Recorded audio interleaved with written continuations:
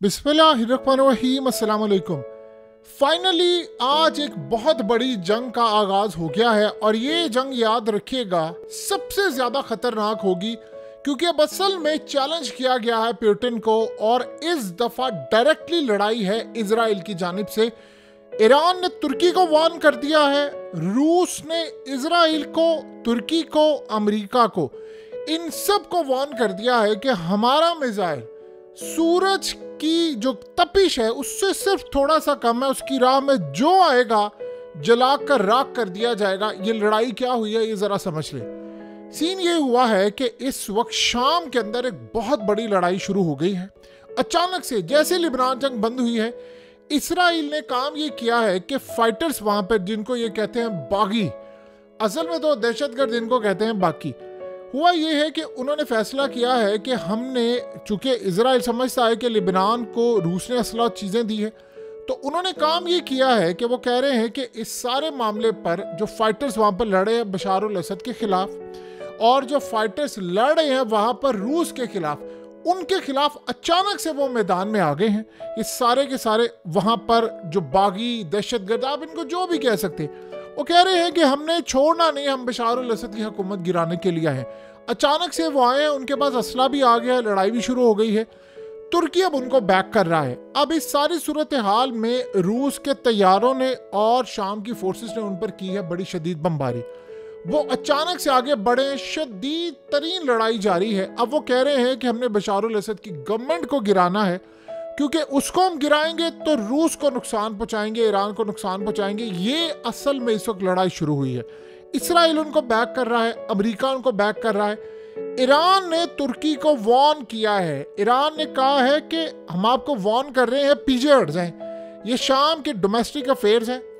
और इस सारी सूरत हाल में याद रखिएगा रशिया के मामला उनके अलग है, वो लीगली आए हैं। आप यहाँ पर जो मौजूद है वो इलीगली, आपका यहाँ कोई काम नहीं बनता। ईरान की जानिब से वार्निंग दी गई है कि हमारी वार्निंग को आप सीरियसली लें। तुर्की को उन्होंने कहा है कि अगर आप पीछे नहीं हटे तो फिर आपको भयानक नताज भुगतना पड़ेंगे। वहां हुआ ये है कि ये पर्चे बांटने उन्होंने शुरू कर दिए हैं ड्रोन और दीगर जगहों से, और कह रहे हैं शाम के अंदर बशार अल असद की फोर्सेस को और रूस की फोर्सेस को, आप यहां से निकल जाएं, हमने आपको छोड़ना नहीं है। यानी असल में लड़ाई है, पुतिन को डायरेक्टली धमकी दी जा रही है कि तुम्हें हम नहीं छोड़ेंगे, तुम्हें हमने यहाँ से निकालना है और बशार अल असद की गवर्नमेंट को भी गिराना है, तुम्हें भी यहाँ से निकालेंगे। और इस सूरत हाल में आप बताइए कि इन्होंने काम क्या किया है, हिजबुल्लाह को भी वहाँ पर टारगेट करना शुरू किया है। ईरान की फोर्सेस जो वहाँ पर है उसको भी वो टारगेट कर रहे हैं। तो असल में हिजबुल्लाह लड़ाई कर रही थी, आपको पता है, इजराइल के खिलाफ। तो उन्होंने प्लान किया है, इसराइल ने चंद दिन पहले पुतिन को पैगाम दिया था कि शाम से सारे का सारा असला तुम्हारा जाता है हिजबुल्लाह को, और ये हमारे खिलाफ लड़ाई में इस्तेमाल हो रहा है, हम इसको करेंगे बर्दाश्त किसी सूरत नहीं। तो तुम्हें लास्ट वार्निंग जारी है कि तुम ये काम करो। अब वो मामला नहीं हुआ तो उन्होंने फैसला कर लिया है कि हमने बशार अल असद की गवर्नमेंट को गिराना है। ईरान अब कह रहा है कि तुर्की, इजराइल और अमेरिका और जो बागी ग्रुप है, सारे मिलकर लड़े हैं, तो लिहाजा अब हमें छोड़ना नहीं है किसी को भी। ये बात याद रखिएगा, ट्रंप ने कहा था कि जैसे ही मैं हलफ उठाऊंगा सबसे पहले मैं शाम से अड्डे खाली करूंगा और हम निकलेंगे, हमारा काम कोई नहीं है शाम में। तो उससे पहले आप दो चीज़ें अब गौर करें कि हुआ क्या है कि यूक्रेन में बदतरीन जंग अब छिड़ी है, रूस पर हमले हैं, आज उन्होंने हमला कर दिया है और फिर यहाँ से हमले शुरू हुए। अब हुआ क्या है, जब ये सारी की सारी खबर पहुंची पुतिन को तो उसने आकर एक ऐलान किया, और ये ऐलान बड़ा ही अजीबो गरीब था। उसने कहा कि हमारा ओरिशनिक जो मिसाइल है जो हमने अभी बनाया है, दूर दूर तक, उसने कहा इसका कोई मुकाबला नहीं है पूरी दुनिया में, और दुनिया में कोई ऐसा मुल्क नहीं है ना इस जैसा कोई मिसाइल बना सकता है ना इसको रोक सकता है। ये ऐसा मिसाइल है कि हम दुनिया के अंदर सब कुछ राख का ढेर बना देंगे। अब ये क्या चीज़ है, आप सोचे कि अब रूस ने कहा है कि ये 4000 सेंटीग्रेड यानी 4000 डिग्री सेंटीग्रेड तक, यानी आप ये समझ ले कि आम रूटीन में जो सूरज का सरफेस है उसके बारे में इनका अंदाज़ा है कि वो 5500 डिग्री सेंटीग्रेड तक यानी गर्म है।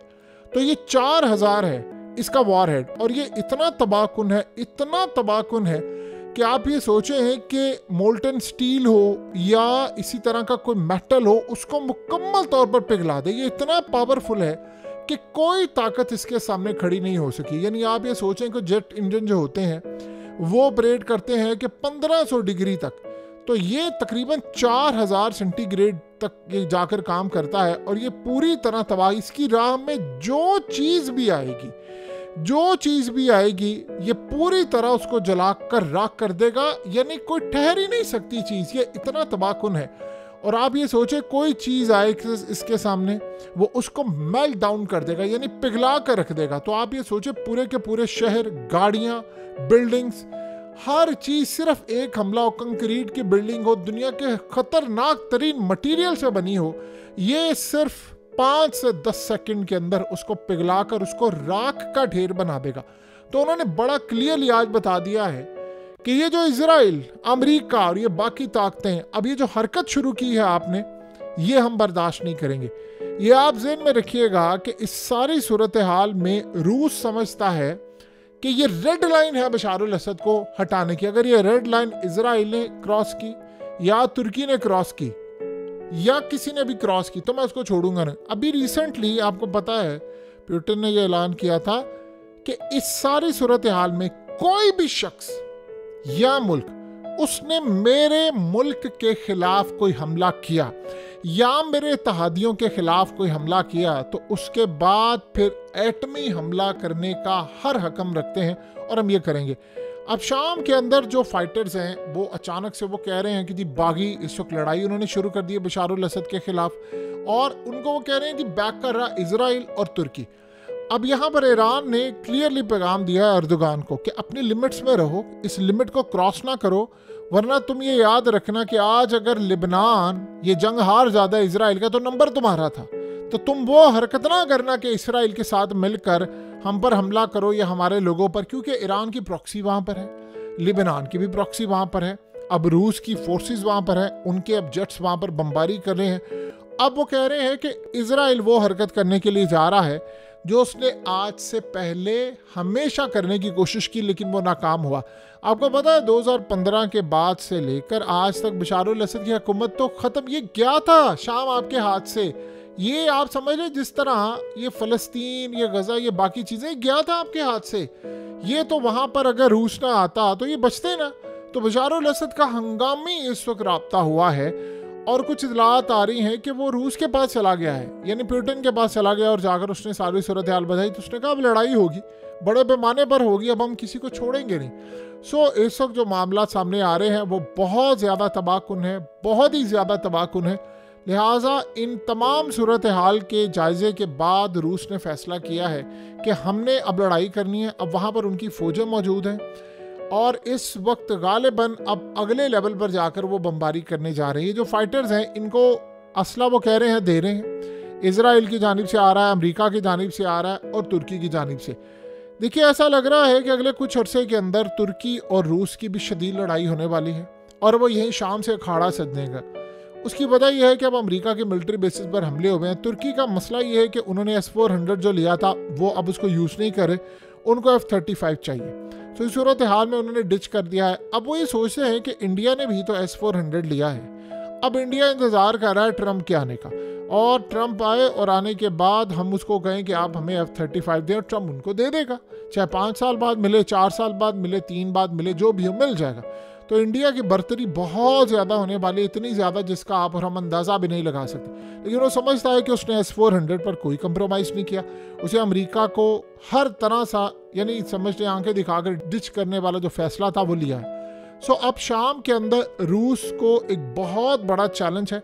यहाँ पर इजराइल से उसका मुकाबला होगा, अमेरिका से होगा, यहाँ पर याद रखिएगा वो फाइटर से मुकाबला होगा। अब यहाँ पर अगर उनको ज़रूरत पड़ेगी तो यमन के फाइटर्स भी आएंगे, ईरान से भी आएंगे। अब लिबनान की जंग जब बंद है तो अब आप देखिए आज खबरें आना शुरू हो गई हैं कि इसराइल ने फिर हमला किया है। अब वो वायलेशन की है, 3 लोग जख्मी हुए हैं और उनको घर आने से रोक रहे हैं। जो लोग घरों में आ रहे हैं उनको कह रहे हैं कि हिजबुल्लाह के लोग हैं तो वो हम इनको आने नहीं देंगे। तो ये लड़ाई जो है वो इस वक्त बड़ी खतरनाक वहाँ पर भी शुरू होने वाली। आपको नजर आएगा अगले चंद दिन में इजराइल ने मुआहदा तोड़ दिया और ये लिबनान जंग दोबारा छिड़ने वाली है, ये नहीं रुकेगी। ये आप याद रखिएगा, किसी सूरत नहीं ये रुकने वाली। इसराइल बैकफुट पर गया जरूर है, उसको नुकसान हुआ जरूर है, लेकिन वो भूला नहीं है। ये दोबारा आएंगे हमला करने के लिए। इस वक्त शाम के अंदर जो लड़ाई है वो ज्यादा बड़ा अखाड़ा सजने वाला है।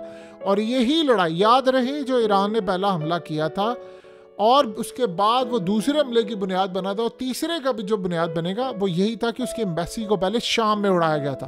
तो शाम को आप इतना इजी ना लें कि यहाँ पर जो मामला उसका इंटरनेशनल सतह पर असर, बहुत बड़ा असर पड़ने वाला है। इतना बड़ा असर पड़ेगा कि रूस को डिच करेंगे और रूस आगे इनको नहीं छोड़ेगा।